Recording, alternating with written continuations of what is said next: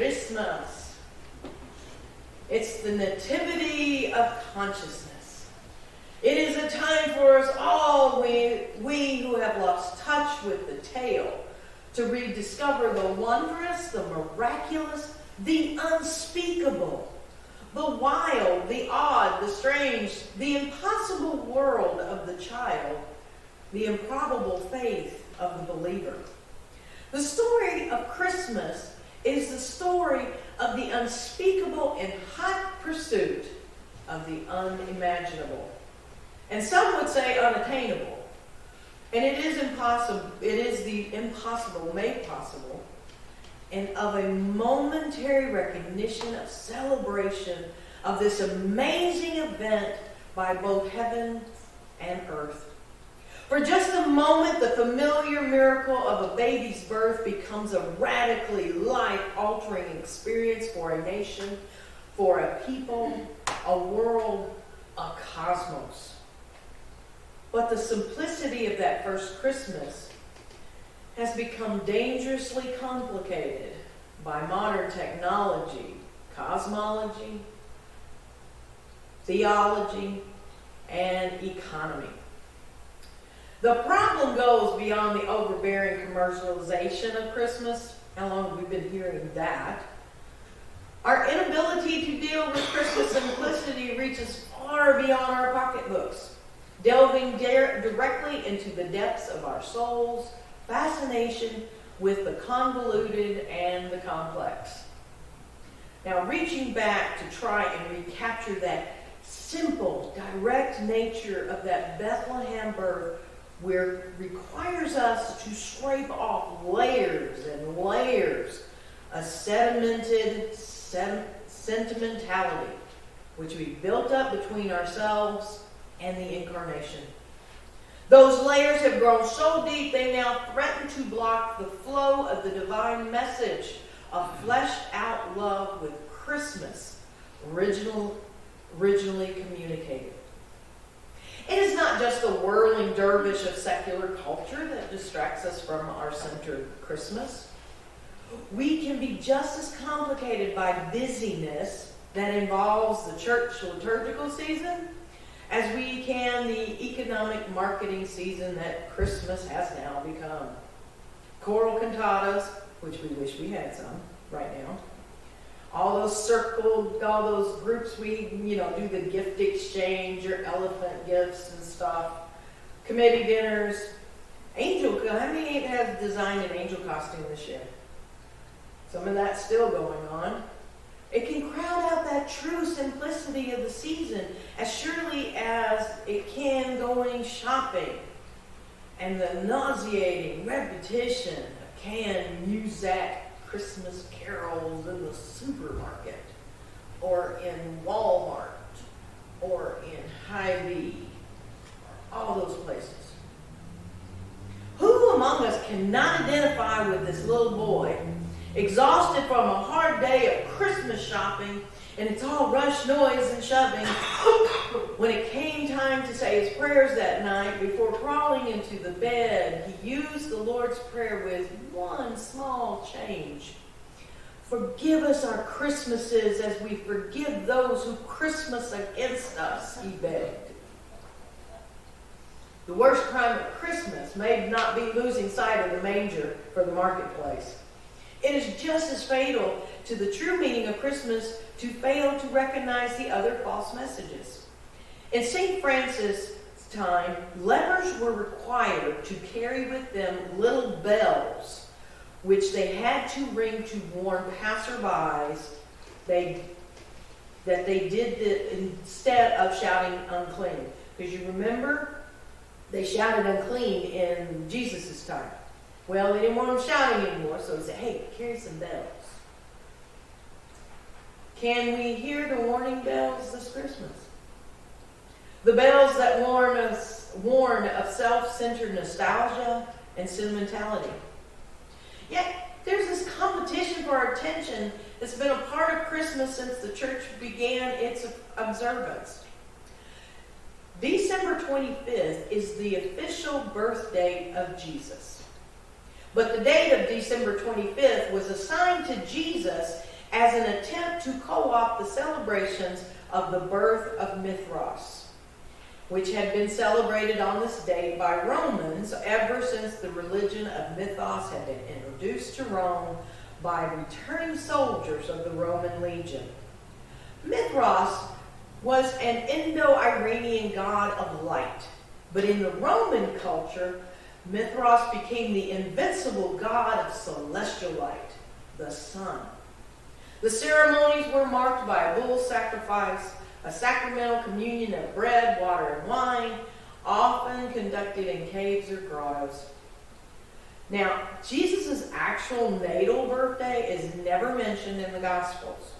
The first reference to the Christmas festival comes at the 4th century, when the Phoenician calendar was compiled in Rome in 336, and December 25th was set as its date.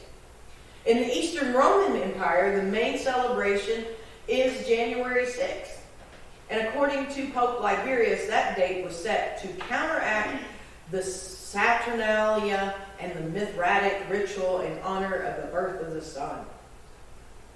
So Christianity co-opted other celebrations in order to make focus for Jesus. Now, this confusion is still with us over what exactly we're celebrating. We need celebrations of the sun. We need celebrations of the nation. But we need to not confuse and conflict all these celebrations into one.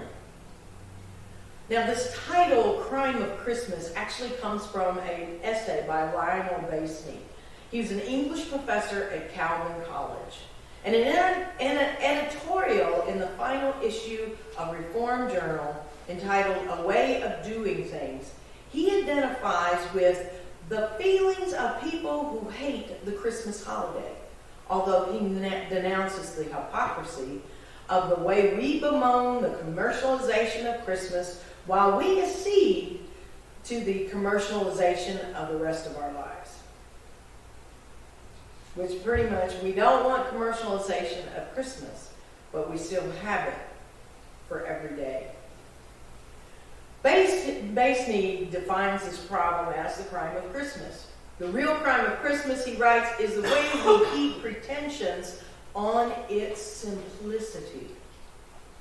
It is right, furthermore, that we go on protesting on behalf of the true meaning of Christmas. Though the fact is that it has more than one, and our protest starts out to be simple. Christmas is a complex cultural possession. The problem is how to keep it clean in the welter of it all, how to distinguish the valuable cultural extension of Christmas from the pretense, the true branch from the tin. The real crime of Christmas is not that it distracts us from Christ, but that Christ, being intrinsically involved in Christmas, it debases him. The incarnation put the mystery of God's presence in our hands. We are left then with the work of culture. We are changed with making a life in which God can be with us. To defend Christmas, we must not only worship, but we must rummage among our customs to find any that can help us. But what will they be? Basney suggests we start with some contact with nature. With snow, which I really don't want yet. With the mud brown, with animals. Nature is the one permanent participant in the work of culture with the power and strangeness to challenge our pretenses. If you wish to imagine the stable outside of Bethlehem, then put away your cardboard creche and hunt up a real barn, real sheep. It will not be made of nylon or cardboard or styrofoam. It will breathe and bleed and make its own statement on things. And just to warn you, we will have sheep at our life nativity. I did suggest they make sure the shepherd came too, because we will have no control if the shepherd's not there. Deny the market your blessing for a day. If you need a wreath, roots in the yard and make your own. Cook your own dinner. That's kind of hard. I always end up with leftovers for a week. Cook the food your great-grandparents ate if you can. Do away for a day with microwave pouches, tin tray steaks, slice your own vegetables, carve your own roast. Go out and cut your own Christmas tree.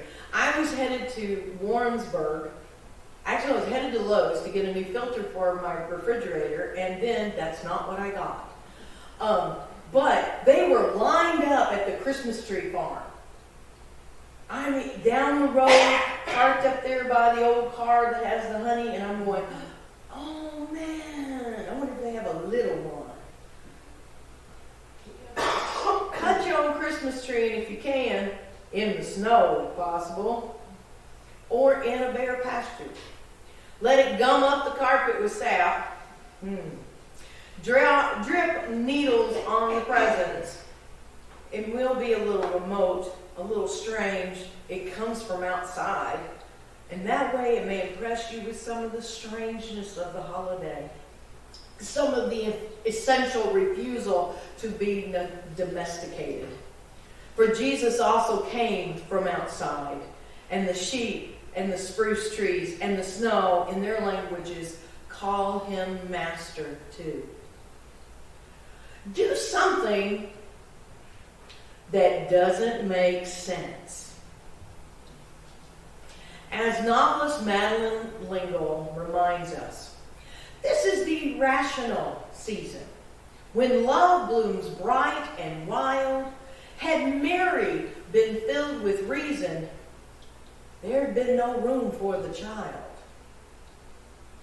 The cacophony of activities surrounding December 25th led a hospital chaplain named William Gavarta and a biblical scholar, Beverly Roberts Gavarta, to appropriately title their annual Christmas letter, Silent Night, a Christmas oxymoron.